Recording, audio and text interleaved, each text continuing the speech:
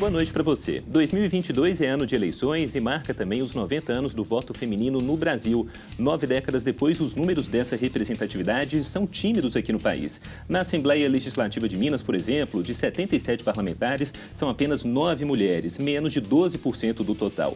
Na Câmara de BH, são 10 vereadoras de um total de 41, cerca aí de 30%. Hoje nós recebemos representantes dessas duas casas legislativas. Laura Serrano, deputada do Novo. Deputada, bem-vinda e boa noite. Muito obrigada, boa noite. E a gente recebe também a vereadora, aqui por Belo Horizonte, Isa Lourença, do PSOL. Vereadora, bem-vinda, boa noite. Muito obrigada, boa noite para quem está assistindo. Hoje aqui com a gente, na nossa bancada, o nosso comentarista de política, Orion Teixeira. Tudo bem, Orion? Tudo bem, obrigado, Lucas. Deputada, vereadora, prazer falar com vocês aqui. Bom, eu gostaria de começar puxando aqui o nosso assunto, representatividade feminina, com a deputada Laura Serrano, até porque os números da Assembleia são um pouquinho piores, se a gente pode colocar assim, na comparação com o Legislativo Municipal. Vereadora, a gente está nesse 2022, ano de eleições. Queria uma análise da senhora dessa presença feminina mesmo e o que esperar para este ano aí de escolhas, não é? De renovação, na teoria, da Assembleia. Bom, realmente, a gente vê que, de fato, a representatividade, a representação feminina nos parlamentos, ela ainda é muito baixa. Sim. Hoje, nós, mulheres, somos mais da metade da população, mais da metade dos eleitores e, ainda assim, somos poucas representando a população nos parlamentos. Eu vejo isso com muito pesar. Eu acho que seria importantíssimo que a gente tivesse, de fato, mais mulheres participando da política, sendo eleitas, porque a gente sabe que as mulheres vão poder, nessas posições de liderança, que hoje a gente já ocupa em toda a sociedade, nós temos empresárias excelentes, professoras magníficas, pesquisadoras. Cientistas, né? Cientistas, por que não mais mulheres na política? E trazer um pouco mais do olhar feminino. Eu costumo dizer que talvez uma das características mais importantes que a gente precisasse na política seja a empatia. E eu tendo a achar que é uma característica mais feminina. É claro que há homens extremamente empáticos, mas quem toma decisão pelos outros precisa se colocar, ou tentar pelo menos se colocar no lugar dos outros para poder tomar essa decisão. Então eu defendo muito a participação feminina na política, acho que é importantíssimo que a gente aumente esse quantitativo de mulheres eleitas. Vereadora, no caso da Câmara, o percentual é um pouquinho melhor, é o recorde de presença feminina, não é, nas últimas legislaturas em Belo Horizonte, mas ainda assim 30%, não é, considerando isso que a deputada bem colocou, a população feminina supera os 50%. Ainda assim está muito aquém do necessário, né? Exatamente, né? Assim, é bem comum que quanto mais próxima da população, né? Então a Câmara um pouco mais próxima do que a Assembleia, a gente tem uma quantidade maior de mulheres. Porque quanto mais alto, mais vai dificultando para as mulheres ocuparem, né? Pelos obstáculos que a gente enfrenta mesmo, né? Nós somos muito criadas para estar no ambiente privado, aquele da família. Então, ainda recai sobre as mulheres aquele cuidado com os filhos, com a casa, com os idosos da família e pouco nos espaços públicos. Então, quanto mais alto o cargo, mais vai dificultando para as mulheres. E mesmo na Câmara, onde tem 30%, é isso que você falou, né? É longe dos 50% ainda. E eu falo que isso é muito ruim porque isso exclui metade da população, na prática, assim, da discussão. Né? Então, você tem um parlamento onde você não tem a representatividade ali de 50% de mulheres, que são diversas, você necessariamente está invisibilizando algumas pessoas. É um exemplo que eu gosto muito de dar. Agora, nós estamos pautando muito, né, na Câmara, lá na Assembleia também, no Congresso Federal foi pautada agora a dignidade menstrual. Né? Mulheres que não têm acesso a um absorvente. E quando uma vez eu estava dando uma entrevista, a jornalista falou assim, nossa, uma coisa tão assim, básica, né? Por que que até hoje não se falava disso? Por que que agora que estamos falando disso? Eu falei, porque há 90 anos a gente nem podia votar, né? Depois a gente não era eleita. Então, a falta de mulheres nesses espaços implica a falta das pautas de um grande público da população nos espaços institucionais também. Então, eu vejo esse avanço das mulheres como um avanço também das nossas pautas, né? Na política institucional, mas ainda, como você disse, temos muito para avançar, né? Trazer essas pautas para discussão, né? Deputada, essa baixa representatividade na política, de forma geral, na sociedade, né? Isso é porque as mulheres não querem participar? É uma coincidência ou é ainda em função dessa cultura machista sobre as estruturas de espaço de poder? Bom, eu acredito que as mulheres nós acabamos, né, desempenhando múltiplos papéis. E é o que a Isa mencionou. Nós somos mães, somos filhas, somos quem cuidamos dos idosos, quem cuidamos da casa e muitas vezes profissionais e buscamos a excelência na maioria das vezes em tudo que fazemos. Então, o espaço para a política acabou ficando muito exíguo e muito raro. Eu acredito que existe um pouco de muitas vezes as mulheres não se verem na política, que é algo que está mudando. Hoje a gente já vê muito mais candidatas, mas existe ainda um pouco disso, a necessidade de encorajar cada vez mais as mulheres, mostrar que a política também é um espaço feminino e existem uma série de outras dificuldades. A gente sabe que pela história de anos, onde a gente tem, de fato, uma representação masculina muito mais predominante, existem casos concretos que eu gosto de mencionar. Por exemplo, há poucos anos atrás não existia banheiro feminino no plenário do Senado. Então, Senado, hein? Quer dizer... Senado. Então, assim, são questões que precisam, de fato, serem mudadas aos poucos. Então, é um conjunto de tudo, mas eu acho que o mais importante é incentivar, de fato, as mulheres a participarem da política, que nós temos excelentes candidatas, teremos excelentes mandatárias eleitas e a mulher ocupar também esse espaço, já que ela já ocupa tantos outros espaços importantes na sociedade. Agora, Isa, você acredita que essa correção deveria ser feita de que maneira? Eu pergunto isso porque a Justiça Eleitoral já tentou colocar cotas lá de candidaturas femininas para tentar aumentar esse percentual. Só que na última eleição, por exemplo, a gente viu a problemada que deu de candidaturas laranja de mulheres, isso pegando aí uma gama diferente de partidos da esquerda à direita. Como fazer essa correção? Quando o Estado tentou, os partidos buscaram burlar ali de alguma maneira. E aí? Como fazer? Eu acho que em relação às candidaturas laranjas, é importante ter uma fiscalização maior. Agora, eu estou acompanhando, por exemplo, um caso de Belém, em que um candidato foi cassado na justiça por comprovar candidaturas laranjas na chapa dele e uma mulher assumiu, né? Tem uma candidatura coletiva lá bem interessante. Então, eu acho que ter essas fiscalizações, ter essa ação da justiça, porque muitas vezes passa impune. Eu acho que a impunidade das candidaturas laranjas deixa os partidos à vontade para continuar fazendo. Então, eu acho que não deixar isso na impunidade é muito importante. Agora, tem outras coisas que eu acho que o Estado precisa fazer, sabe?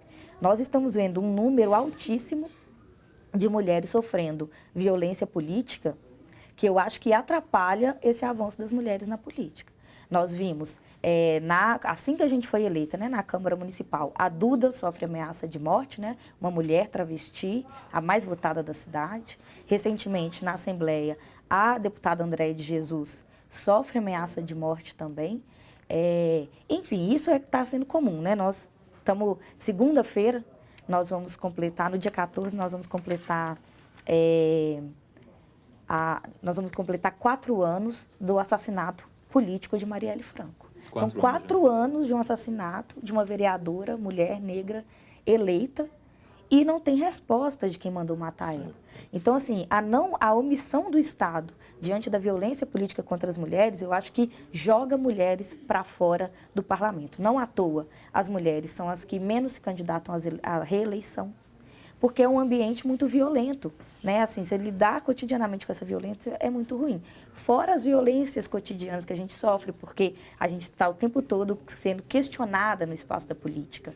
A gente sabe que mulheres, sempre, a gente fala isso, né? As mulheres sempre têm que provar ser 2 vezes mais capaz que o homem para ser reconhecida. Então, isso já é desgastante. Além disso, você tem que cuidar do filho, da casa. Né? Então, assim, a gente combater a violência política é muito importante. Por fim, eu acho que o Estado pensar em dar condições de vida boa para todas as mulheres vai ajudar que mais mulheres estejam nos espaços públicos e, consequentemente, no espaço da política. Por exemplo, se você tem uma creche, se você tem escola em tempo integral para deixar seu filho, que hoje praticamente não tem pública, se você tem esses mecanismos para que as mulheres possam participar da vida política, eu acho que automaticamente você vai aumentar o número de mulheres na política. Agora, quando as mulheres não têm como sair do lar, não têm como sair da vida privada, aí elas não têm como participar da política. E se sair, participar sem culpa, né? Sem culpa, que é muito difícil. Laura, como é que você vê essa questão dessa violência contra a mulher, que ela é sutil, ela é explícita, ela está em todas as formas, né? Nas casas legislativas, por exemplo, da qual você participa, a Assembleia Legislativa, existe a violência de gênero ali naquele seu ambiente? Bom, essa é uma pergunta interessante, porque eu não percebi, não vejo essa violência de gênero hoje na Assembleia, mas fato é que existe um certo desconforto até pela novidade de termos mais mulheres participando do processo político. Então, essa legislatura, por exemplo, é a legislatura em que foram eleitas o maior número de mulheres da história da Assembleia de Minas. A gente sabe que existe uma forma de ajuste ali para que os colegas parlamentares entendam que a realidade é outra, que a gente terá cada vez mais mulheres participando dos processos políticos, nos plenários, nas comissões. Então, esse é um processo que eu acho que ele vem se ajustando aos poucos. E em relação à questão da violência contra a mulher, eu acho que a gente precisa ser muito enfático na importância do combate à violência contra a mulher. A violência contra qualquer ser humano é algo terrível. E eu até vou mais, contra qualquer ser vivo. Mas a gente vê casos e dados, evidências, principalmente durante esse período da pandemia, como que a violência doméstica contra mulheres e crianças aumentou. Muitas vezes porque elas se viam presas ali, de certa forma, com seus próprios agressores. Então, todo o esforço, e aí não só o esforço das mulheres, mas de toda a sociedade para o combate à violência contra a mulher é fundamental e importantíssimo.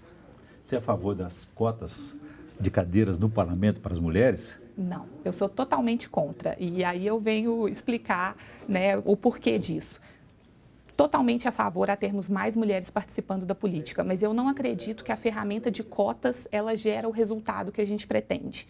Então, a minha interpretação é que a gente tem um mecanismo artificial que, no final das contas, gera todo um processo de burla por parte de muitos partidos. A gente vê isso acontecendo, inclusive já foi noticiado na mídia, mulheres que nunca tiveram nem o seu próprio voto. E eu acho que isso, na verdade, prejudica o nosso processo de maior participação feminina na política. Porque... O governo das laranjas, né, que a gente estava falando aqui. Exatamente, que eu prefiro chamar das candidatas fantasmas, né, que é justamente aquela que entra para cumprir a cota, mas não faz campanha, não tem o objetivo de ser eleita, nem ela vota nela própria. Mas essa não foi uma violência da própria cultura machista, do controle, do comando machista sobre as mulheres para impedir que elas possam se emancipar na política também? Mas ainda que seja, a cota, ela não resolve o problema. Por isso que eu sou contra. Eu não sou, na verdade, eu sou totalmente a favor a termos mais mulheres na política. Mas eu acho que a ferramenta de cotas nas chapas partidárias, ela não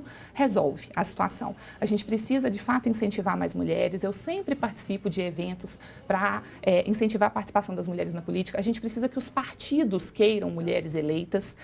O Novo, apesar de se posicionar contra as cotas femininas, é um dos partidos que mais teve mulheres eleitas nas últimas eleições. Eu sou a mandatária eleita pelo Novo mais bem votada na Assembleia de Minas.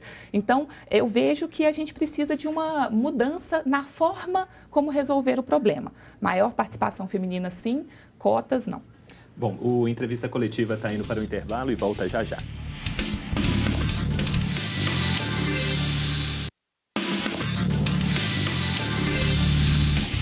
De volta com a entrevista coletiva que hoje recebe a vereadora de Belo Horizonte, Isa Lourença, do PSOL, e também a deputada estadual Laura Serrano, do Partido Novo, nessa conversa sobre a presença da mulher na política. Eu queria continuar falando sobre essa representatividade e os caminhos para a gente melhorar essa presença das mulheres. A gente estava discutindo aqui no intervalo sobre o que pode ser interessante. O Orion perguntou para a deputada sobre a questão das cotas e eu queria ouvir você, vereadora, sobre isso. Apesar de todos os problemas sobre os quais falamos, das candidaturas laranjas e tudo mais, ainda pode ser um caminho interessante para melhorar essa presença feminina? Acho que sim. Em geral, eu sou a favor das cotas. Eu presenciei a implementação da lei de cotas quando eu era do movimento estudantil na universidade. A gente lutou muito, conseguimos as cotas raciais. E eu vi a universidade se transformar. Eu vi ter pouquíssimas negras na universidade, e o tanto que hoje nós temos mais pessoas negras, então nós temos mais pessoas negras diplomadas, nós temos mais pessoas de periferias. O perfil das universidades federais mudou. Está plural agora, de fato, né? De fato, assim. E isso implica em pensar a permanência dessa nova juventude que está entrando na universidade. E isso, eu vejo isso como muito interessante. No parlamento, eu vejo da mesma forma. Primeiro, a cota de candidatas nos partidos. eu acho interessante, não acho, como a Laura falou assim, não acho que resolve tudo, porque a gente precisa mudar a cultura das sociedades, com certeza. Mas eu acho que ao colocar cotas para que os partidos tenham que apresentar, obriga, em primeiro lugar, a busca ativa por mulheres. E aí, claro, você vai acabar encontrando candidaturas laranjas ou fantasmas, mas também você vai encontrar candidaturas sérias, potentes. Eu acho que isso ajuda a aumentar o número de mulheres candidatas e, portanto, eleitas. E se você pensar em cotas no próprio parlamento, né, uma reserva de cadeiras na Assembleia, uma reserva de cadeiras na Câmara, eu acho isso mais interessante ainda, porque você obriga o partido a dizer assim, vai ter que eleger mulheres, porque precisa ter mulheres eleitas.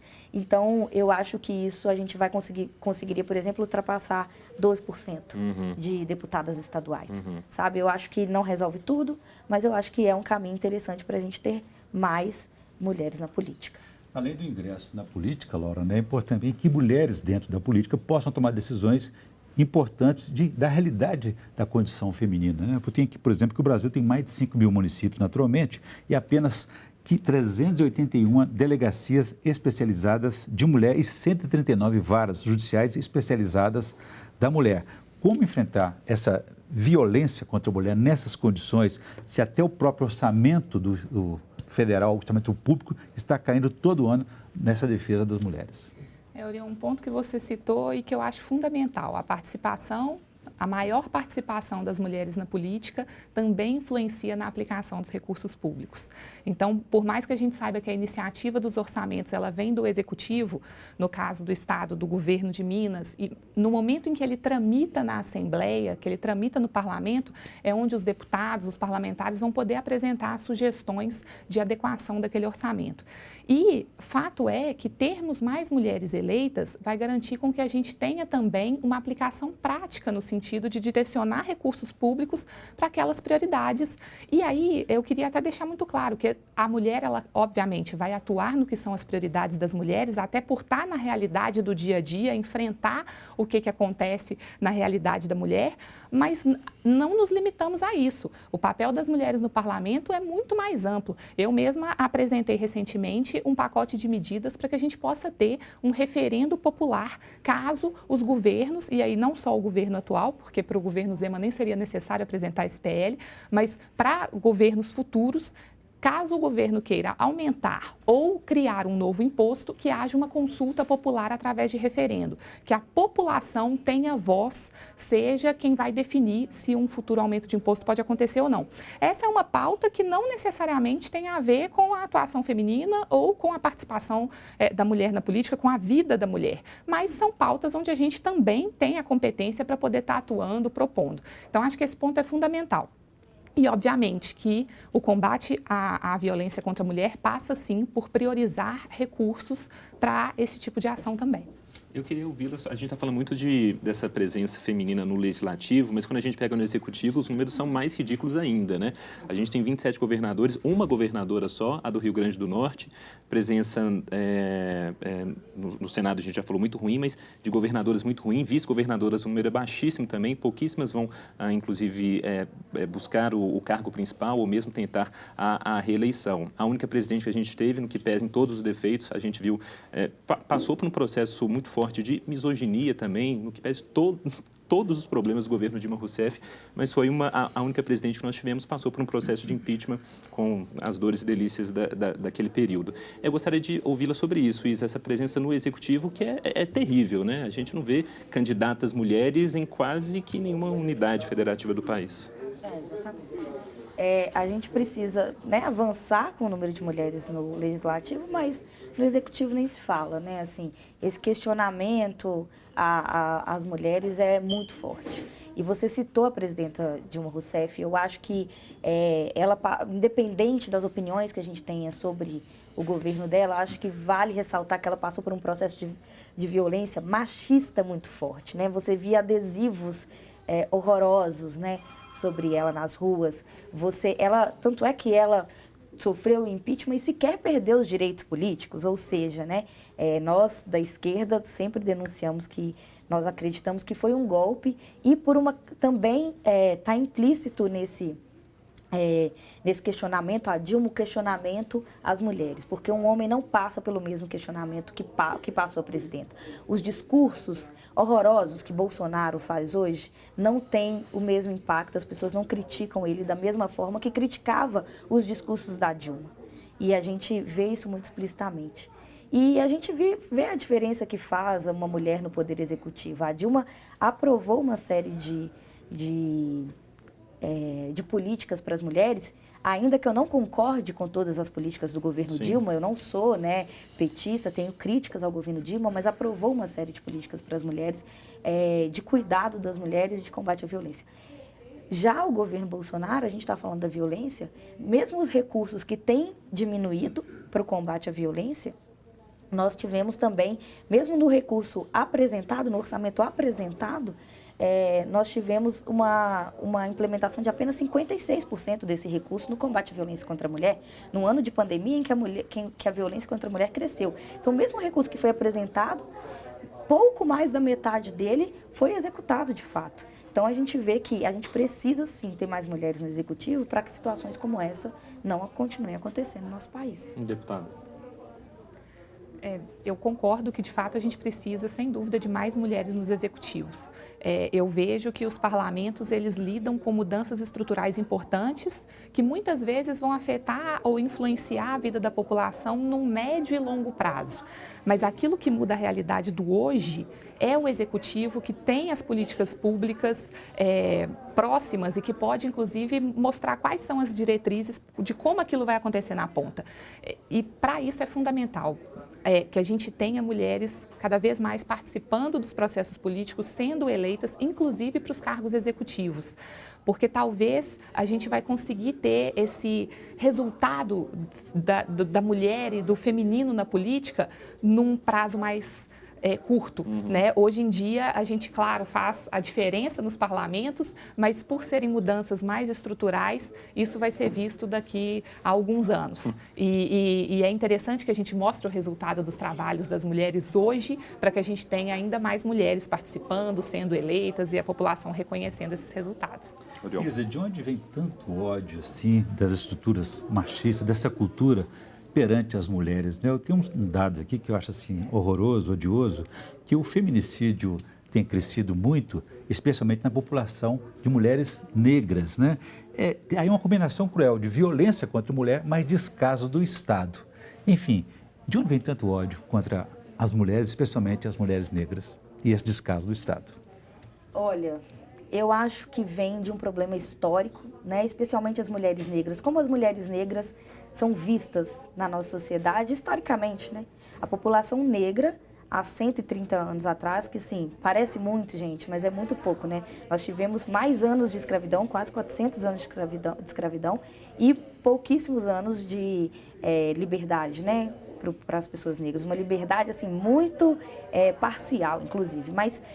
Enfim, há pouco mais de 130 anos, as mulheres negras eram vistas como um objeto a serem comercializadas para trabalhar, para servir sexualmente, para ser estupradas. Então, essa é a história do Brasil. E a história do Brasil também ter acabado com a escravidão, mas não ter tido nenhuma política de reparação, não teve assim, já que nós escravizamos esse povo tantos anos, vamos garantir aqui que essas pessoas tenham casa, tenham emprego, tenham educação, nada disso, né? Assim, acabou e as pessoas foram se virar, né? E esse é o histórico que a gente chega hoje, né? De uma situação, de uma população muito vulnerabilizada. Então, é por isso que a maior parte, né, das mulheres vítimas de violência são negras, porque são as mais vulneráveis no nosso estado. Nós até temos um projeto de lei que foi aprovado pela Gabinetona na legislatura passada na Câmara, que nós estamos brigando pela implementação dele, porque ainda não foi implementado, que chama Morada Segura, que é garantir uma prioridade para as mulheres na fila, mulheres vítimas de violência, na fila de moradia, para garantir que as mulheres que foram vítimas de violência tenham uma moradia segura, tenha para onde ir. Porque se essa mulher não tem para onde ir, ela vai continuar sendo vítima de violência. Então, essa situação de vulnerabilidade que a população negra, e em especial as mulheres negras, por causa do machismo, se encontra, faz com que seja mais violentada, né? Porque historicamente foram vistas como objetos. E um objeto, você pode fazer qualquer coisa. Nosso tempo está quase indo aqui para a reta final, mas eu queria ouvi-la, deputada, a gente falando sobre essa violência, sobre esse ambiente das redes sociais, que está muito odioso, né? Eu acho que independentemente da posição política da pessoa, a senhora se coloca como liberal, uma centro-direita, uma direita, mas é atacada também em redes sociais? Isso lhe incomoda até que ponto? Queria que a senhora trouxesse algum relato sobre isso também. Bom, eu gostaria, inclusive, que em todos os ambientes a gente sempre tivesse e prezasse pela educação, pela polidez, que eu acho que os bons resultados, eles vêm quando as ideias, ainda que divergentes, são discutidas com muita educação, né? Com muito diálogo. E a gente sabe que nas redes sociais, me parece que às vezes, pelo fato da pessoa não estar ali tete a tete, frente a frente, cria-se uma coragem e até uma indiscrição de achar que pode dizer o que quiser. É uma bravata. No final das contas, a gente está, por mais que seja um ambiente virtual, continua sendo um ambiente em que a sociedade está, um ambiente em que se requer educação, um ambiente em que o diálogo precisa continuar a ser saudável. Entendo também que a gente tem até uma certa interferência dos próprios algoritmos das redes sociais que gostam, né, e publicam mais quando a gente tem um número maior de interações. E essas interações acabam sendo muito maiores quando você tem pensamentos totalmente divergentes. Mas ainda assim, não acredito que o pensamento divergente tenha que ser mal educado ou desrespeitoso. Com certeza. Então, a minha avaliação é essa. Gostaria que a gente tivesse um ambiente também virtual nas redes sociais, mais educado, assim como no ao vivo e na sociedade que a gente um vive. ambiente como o que a gente teve aqui, não é? De discussão educada. Agradecendo muito a presença aqui da deputada Laura Zerrana. Até uma próxima. Boa noite. Eu que agradeço. Um prazer estar com vocês. Boa noite a todos. Até, vereadora. Até a próxima. Muito obrigada. Orion, muito obrigado. Foi um prazer, gente. Boa noite. Obrigado. E boa noite para você, um excelente fim de semana.